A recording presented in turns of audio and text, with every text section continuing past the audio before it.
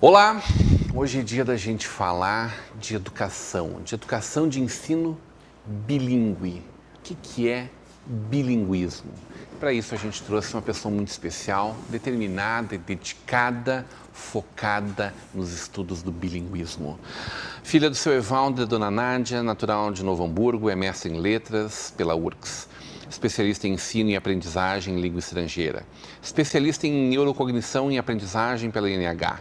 Graduada em inglês pelo Unicinos, professora por mais de 20 anos. Esposa do Daniel, integrante do Laboratório de Bilinguismo e Cognição da URGS. Coordenadora e professora de pós-graduação em Educação Bilíngue e Cognição na Faculdade INH em Novo Hamburgo. Também é coordenadora do curso bilíngue da Instituição Evangélica.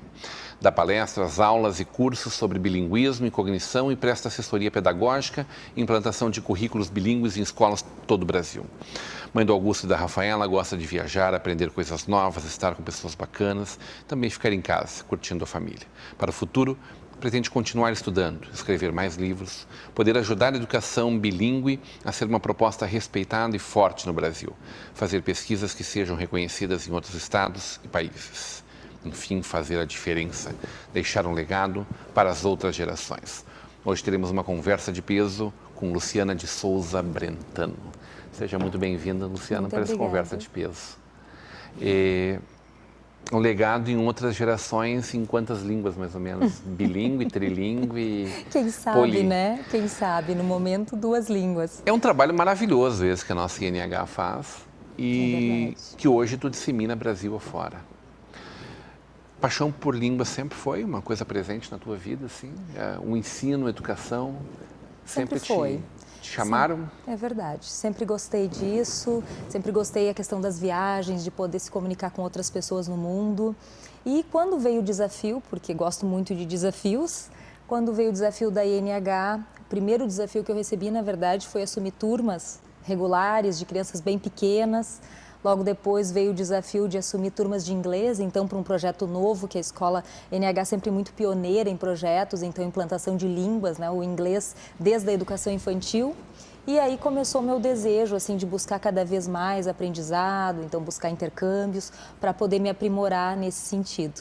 Parece que hoje é uma ferramenta consolidada. Exato.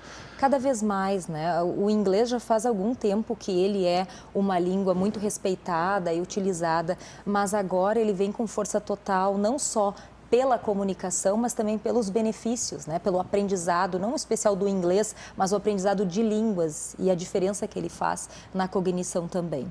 Eu me pergunto de onde vem isso, porque não é uma novidade, evidentemente, o ensino de línguas, nem a tentativa de alfabetizar em mais do que uma língua, né?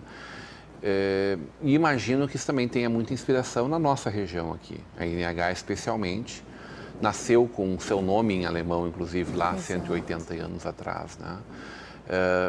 E a aula em alemão, especialmente, sempre foi também uma realidade dentro da escola e da faculdade, imagino que também seja. Por que a necessidade de implementar o currículo? Era uma demanda de mercado? Era uma vontade? Era um querer? O que empurrou para essa realidade? Tu falaste muito bem, a INH sempre teve no DNA a questão das línguas, né? E o alemão era muito forte no passado. Mas a escola começou a pensar em inovação lá em 2004, 2003, pensando o que poderia, né, oferecer de novo para a região e encomendou uma pesquisa, porque a ideia era iniciar um currículo bilíngue. A escola já começou com pesquisas naquela época, então muito inovador para a época já. E muitas pessoas nos fizeram essa pergunta: por que vocês implantam um currículo bilíngue em português e inglês se o DNA da escola é o alemão? E, na verdade, foi uma pesquisa encomendada e que veio com a língua inglesa um desejo muito maior dos pais da região, do Vale dos Sinos, do que o alemão. Talvez por toda a questão do inglês, né, de abertura de oportunidades. Uma questão de mercado. Uma questão de mercado, a nossa própria cidade, né, que se constituiu inicialmente para exportação. Então, imagino que o desejo dos pais era poder preparar filhos, né, que pudessem estar atuando nesse mundo. Então, foi um desejo das famílias da comunidade e nós implantamos, então, o português e inglês. Mas quando a gente fala em bilinguismo, a gente não está falando em ter lá no currículo uma cadeira de inglês. É muito mais amplo que isso. Exatamente. Isso é uma confusão. Não chega a ser dobrar a educação, né? De manhã ter aula em português, de tarde ter a mesma aula em inglês. Não é isso também. Não, exatamente. Qual é o equilíbrio e qual é a razão para isso? Um currículo bilíngue ele tem que se constituir através das línguas. Então, a diferença principal, e que talvez muitas escolas ainda que estão tentando implementar tenham ainda dúvida, é que não adianta aumentar o número de horas de inglês ou de alemão no seu currículo, né? Mas precisa pensar o seu currículo em si através das línguas. Então, nós precisamos ter disciplinas ministradas nas duas línguas. E isso que tu trazes é algo bem antigo que as pessoas tinham como ideia, que um currículo bilíngue era algo que acontecia todo numa língua num turno e repetia todo na outra língua no turno oposto.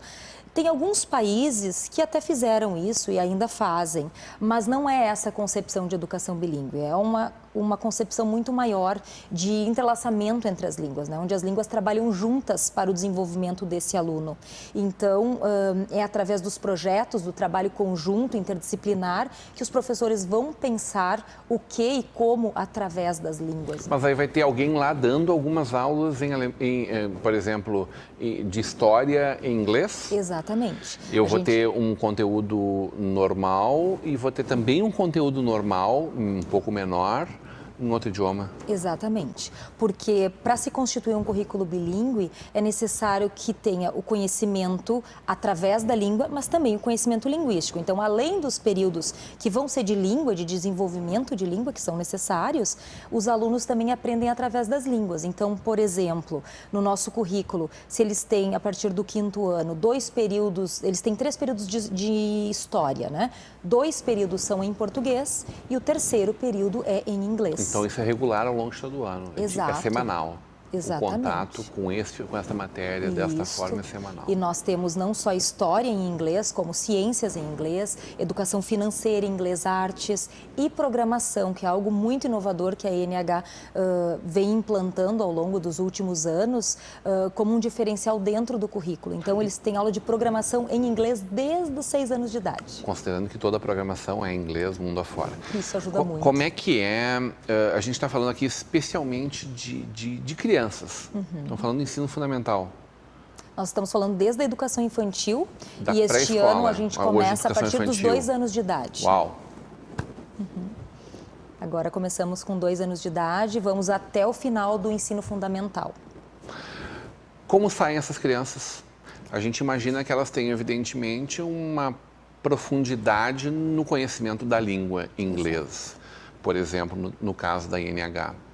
Mas a gente imagina que o nível de cognição dessas crianças, de raciocínio lógico, os benefícios disso vão muito além de uma boa fala de uma língua. Isso talvez, indo morar 3, 4 meses fora, a gente já consiga se apropriar mais disso.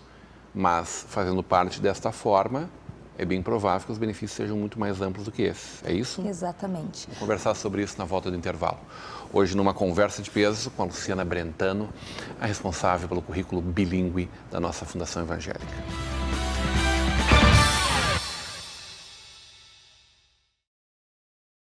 De volta para uma conversa de peso, hoje recebendo Luciana Brentano, que é a coordenadora do currículo bilíngue da nossa instituição evangélica de Novo Hamburgo e também coordenadora e professora da pós-graduação em Educação Bilíngue e Cognição da Faculdade INH. Ô, Luciana, eu te provocava antes da gente ir para o intervalo sobre quais são os benefícios amplos que essa criança terá ao longo da sua vida a partir de ter tido uma experiência de uma educação toda bilíngue, né? A gente, evidentemente, imagina que ela saia brincando, conheço várias pessoas que ajudam muito os pais quando vão viajar para fora, porque tiveram essa oportunidade na Fundação Evangélica. Mas vai muito além disso? Vai, sim. O que mais é tudo isso? A gente costuma dizer que quando a criança tem essa oportunidade, ela se constitui bilíngue. Então é diferente de quando a gente aprende mais tarde, onde a gente se foca nas regras gramaticais, no aprendizado efetivo, eles vão aprendendo brincando. Eu que sou um desastre de falar, né? Um desastre na língua. Então é diferente. Eu sou monolíngue, ponto, é isso. É isso? Não sei. Eu sou. Talvez não. Mas talvez possa desenvolver. Exato, Essa com criança, certeza. ela será um adulto bilíngue para sempre? Ele vai precisar desenvolver, né? Como tudo na vida, a gente precisa continuar. Mas as estruturas neurais que eles formaram na infância, elas ficam, né? As redes neurais formadas. Então, se eles pararem por um tempo e depois retornarem, essa língua volta, né? Porque as redes foram formadas na infância. Mas, além... Tipo, desculpa a ignorância, tipo andar de bicicleta? Tipo... Tá uma ali. habilidade, é uma habilidade que se desenvolveu, né? E isso Fantástico. fica armazenado. Então, a criança vai voltar e a língua volta. Então, tem muitos estudos que mostram crianças, por exemplo, que moraram durante a infância num outro país, passaram a não falar mais e depois de uma certa idade, adolescência, voltam, né? Porque resgatam aquela língua. Então, tem estudos mostrando isso. Mas voltando para as crianças da escola... Eles se desenvolvem diferente, a gente costuma dizer também, agora, pensando no século XXI, eles são crianças mais preparadas para esse século XXI, porque eles são crianças do mundo, eles são crianças que podem se comunicar com outras pessoas. Inclusive, nós temos vários alunos que estão indo morar fora, estudar, fazer high school, fazer a própria faculdade no exterior, porque eles já estão abertos a isso, né? Essa comunicação com o mundo, essa comunicação mais alargada, essa questão cultural que eles acabam desenvolvendo, né? Por poder estar num contexto bilíngue, então aprendendo. E fora isso mesmo que tu mencionas antes, a questão da cognição, porque os estudos em cognição bilíngue têm avançado muito nas últimas décadas, mostrando benefícios cognitivos, né? Porque a gente sabe hoje que a criança pode aprender matemática e outras áreas também através das línguas. Então, não precisa ser dado em português. Por exemplo, um conteúdo pode ser ensinado em inglês e ele vai estar aprendendo porque a habilidade interna ela é maior. Depende das línguas. Essa lógica que ele forma, ela pode ajudar a criança no desenvolvimento de outros conteúdos, de outras matérias também? Com certeza, porque ele reforça, né? Se a gente pensa que um projeto é pensado em duas línguas, então ele tem a oportunidade de aprender em uma língua e inclusive reforçar na outra, ou aprender outros vocábulos, outras expressões, ou até mesmo aprofundar esse aprendizado em outra língua, porque ele vai receber um texto em inglês sobre aquele conteúdo que ele está aprendendo em ciências, em história. Então, isso vai com certeza aprimorar o raciocínio, a criatividade, que os estudos têm mostrado isso, né? Que as crianças bilíngues têm um desenvolvimento acentuado de funções executivas, de raciocínio, de criatividade, de outras habilidades, para além daquelas que a gente já sabe, que é o alargamento cultural, que é a possibilidade de se comunicar com outras pessoas no mundo, né? Que isso a gente já entende. Que na nossa região é quase nativo de alguma forma em alguns lugares e que está se perdendo. E a gente falava um pouco sobre isso antes da gente começar a nossa conversa aqui. Inclusive, tu tens estudos nesse sentido, né? Tu foi lá visitar uma comunidade em Picada Café? Isso. Para a tua tese, é isso? Isso. Que estudo foi esse? E que conclusões são essas? Dessa gurizada, dessas gerações. Talvez não tenham sido nem muitas, porque no começo era só o alemão praticamente, e hoje é muito pouco o alemão, é praticamente só o português. Às vezes, só pela vergonha de falar aquele alemão colono, né? Como é isso? É melhor quando já vem de casa? A gente pode ter esses alunos que estão se formando hoje, bilíngues, como pais bilíngues também, criando um novo ciclo? Eu acredito que sim. E tu tocas numa questão muito importante. A gente trabalha com o inglês e o português na escola, mas é para além disso. A gente trabalha com respeito às línguas e à cultura, porque um currículo bilíngue precisa entender que o respeito tem que ser às línguas. A gente precisa trabalhar com educação linguística na escola, que é muito importante. A criança precisa entender, bom, a língua escolhida para esse currículo foi o inglês, por vários fatores, mas todas as línguas são valorosas, todas as línguas são importantes. E o que, na minha pesquisa, então, eu trabalhei com funções executivas, eu fiz uma pesquisa nesta área e testei alunos, então, bilíngues, português e inglês de contexto educacional bilíngue e também essas crianças, então, de Picada Café, que são crianças de um contexto familiar bilíngue, né, do alemão-português. E para além assim do que se descobriu no estudo, o que se percebe, né, o que eu estava comentando contigo, é essa não valorização do alemão, em especial do Hunsrück, que é o dialeto nosso, né, que vem das regiões, como algo não valoroso, algo que a gente não pode dizer que sabe, porque não é bacana, porque aí as pessoas... Que é uma grande bobagem. Uma bobagem imensa, porque hoje a gente sabe que aprender línguas desde pequeno é muito importante. Então, se os pais entendessem que aprender línguas, que poder continuar as línguas das suas gerações passadas para os seus filhos é algo muito importante. E independe da língua, porque ele também vai estar fazendo algo que é benefício para o seu filho. Porque aprender línguas ajudam a aprender outras. Então, uma criança que pode estar escutando o alemão também, desde o momento que nasce com a sua família em casa, vai também ter, vamos dizer, artifícios que vão lhe auxiliar para aprender uma terceira língua na escola também. E o que eu percebi é que as crianças não desenvolvem a sua língua, o seu dialeto na escola, né? Então, as línguas ainda precisam ser vistas com mais valor, essa importância que a gente está tentando divulgar do aprendizado de línguas, não só para o inglês ou não só para os currículos bilíngues, mas para as línguas de um modo geral, para que as famílias e as escolas entendam que aprender línguas é importante. É conclusivo qual o melhor meio de compreensão da língua? Se é em casa, os benefícios a médio prazo, se em casa ou se no colégio, se assemelham muito? Não tem, assim, exatamente um espaço que é melhor para aprender, né? Todos os espaços são válidos. É muito importante. A idade é determinante? Então, a idade é muito importante, porque a gente sabe, com os estudos de neurociências hoje, que a criança está muito propensa, né? Ela está com o cérebro fresquinho, pronto, né? Para as experiências moldarem, então, todas esses neurônios e aí fazerem novas conexões, novas redes neurais.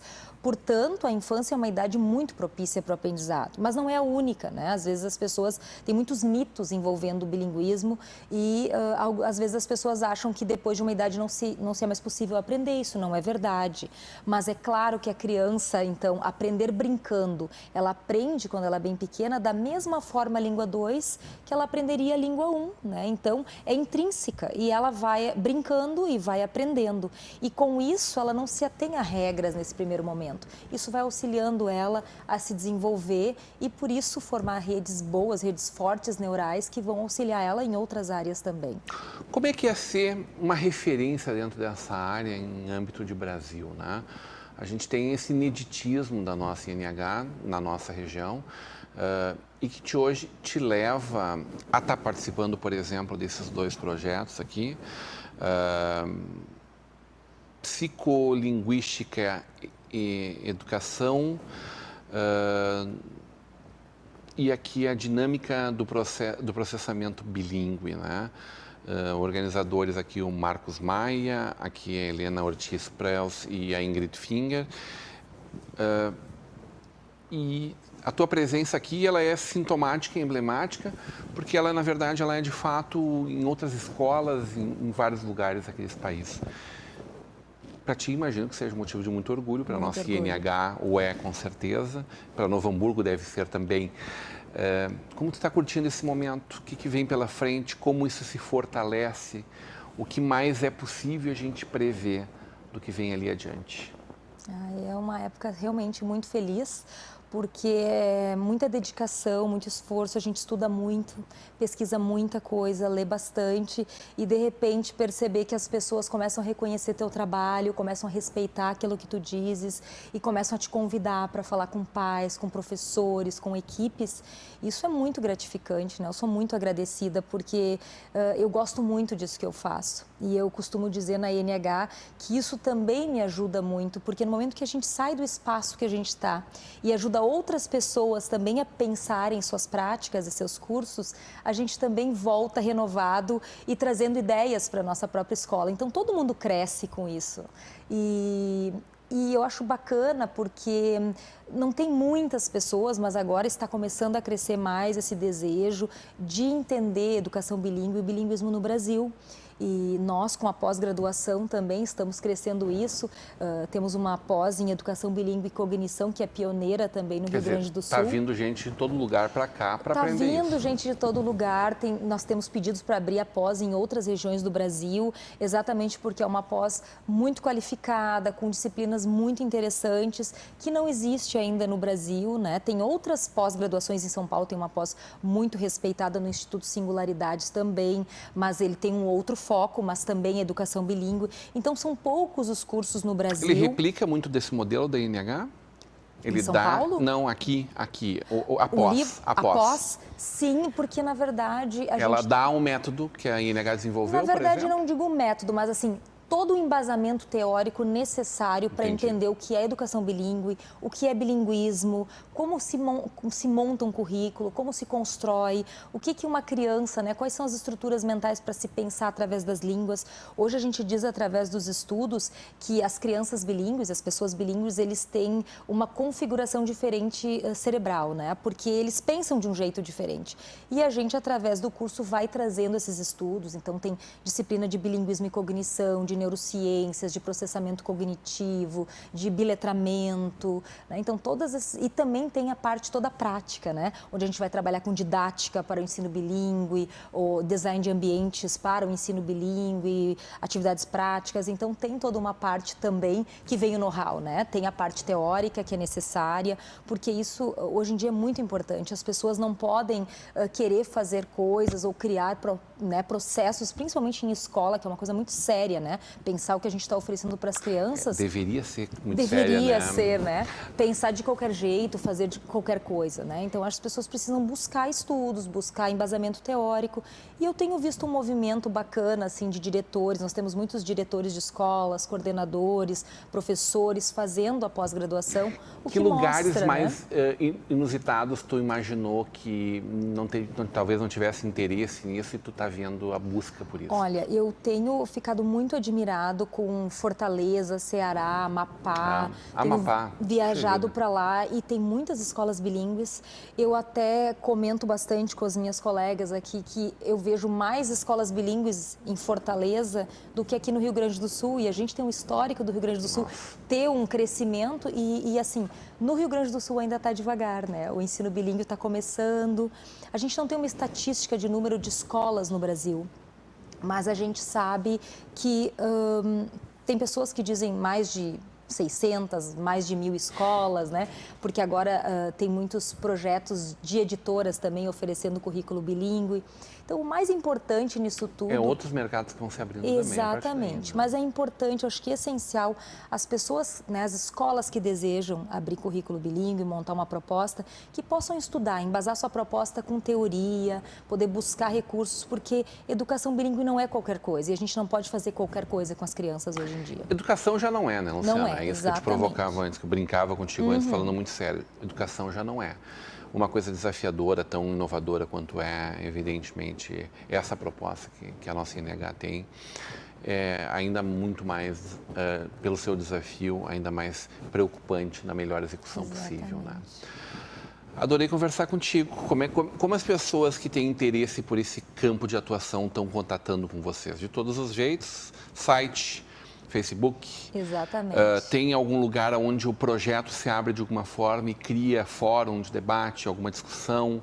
Vocês estão criando algum espaço para discussão aqui ou fora daqui? Já se realizam fóruns nacionais nesse sentido? Sim, a gente tem grupos, assim, nós nos reunimos no Brasil, tem também o grupo de pesquisa na URGS, que daí o foco é o bilinguismo também, a cognição, e a própria pós em educação bilíngue nossa, da INH, que também está proporcionando essas possibilidades de juntar grupos para poder pensar e trazer inovação e pensar inovação para a escola, porque isso é necessário, mas eu acho que a gente ainda tem uma longa caminhada aí para as escolas poderem se juntar, porque eu acho que as escolas precisam, né, se ajudar, por que não aproveitar o know-how de uma, poder conhecer e a gente poder se ajudar.